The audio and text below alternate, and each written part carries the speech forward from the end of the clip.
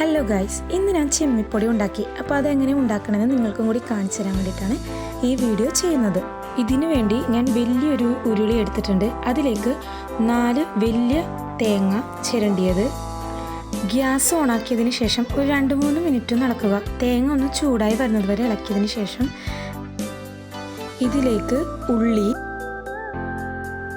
ഇഞ്ചി, വാളംപുളിയും കൂടി ഇട്ടിട്ട് നന്നായിട്ട് ഇളക്കി യോജിപ്പിക്കുക.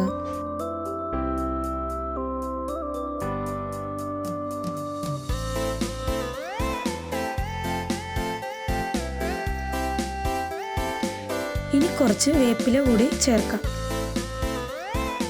ഇനിയെല്ലാം നന്നായിട്ട് ഇളക്കി കൈ വിടാതെ ഇളക്കിക്കൊണ്ടിരിക്കണം.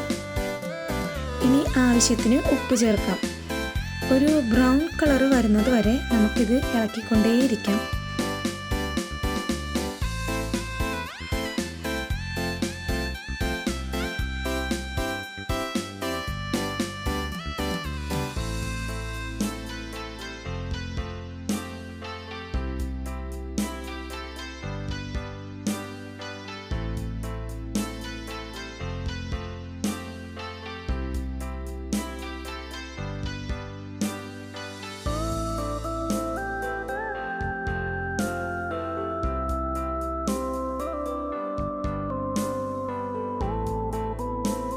ഇപ്പോൾ ഒരു ബ്രൗൺ കളർ ആയിട്ടുണ്ട്. ഞാൻ ഇതിൽ ചേർക്കുന്നത് പിരിയൻ മുളക് പൊടിയാണ്.